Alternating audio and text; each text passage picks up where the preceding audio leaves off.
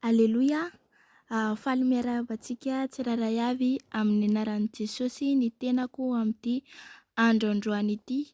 Androany zany dia ilaza ny fahitana izay nasehoan'ny Tompo tamiko izany. Fa mialohan'izay dia hiaraka hivavaka isika tompoko. Jesosy Tompo, mankasitraka fenao fa mbola afaka miantso ny anaranao. Misaotra amin'ny fitiavanao sy ny amin'ny famindrapo izay mbola omenao anay. Misaotra Jesosy ny amin'ny hery, tanjaka ary fahasalamana. Misaotra ny amin'ny tombonandro izay mbola omenao anay. Ankehitriny Tompo, raha hijoro vavolombelona eto Jesosy dia aoka Jesosy ny fanahinao masina Jesosy no hanindry ny lelako Tompo, ahafahako Jesosy manambara ireo fahitana izay nasehonao ahy Jesosy malala. Dia engane Jesosy mba ho maro ny olona ho voakasika Jesosy amin'ny alalan'izao témoignage ataoko izao. Mankasitraka Tompo, amen. Ny fahitana izay nasehoan'ny Tompo tamiko izany dia noentin'ny Tompo izany ny fanaiko izany tany amin'ny elo.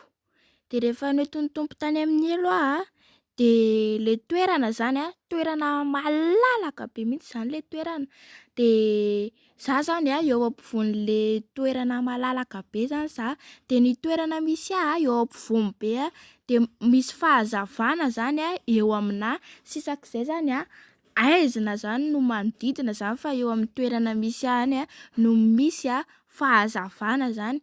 Dia noho ny avy eo feno olona maro be dia tena maro be zany mikikika. Ilay olona zany tsy hitan'ny masoko izany fa ny feon'izy ireo zany no henoko izany. Dia tena mikikika izy ireo ary miantso vonjeo zany izy ireo.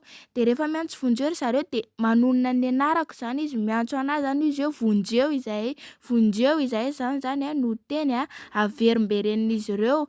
Dia noho ny avy eo koa zany miantso ny anaran'ny mamako izany izy ireo miantso vonjeo. Mariako moa zany fa tsy teo zany ny mamako fa fantan'izy ireo le amin'ny fanahy zany fantany zany ny mamako dia antsoiny izy ireo dia tena hoe antsoiny izy ireo zany ny mamako izany.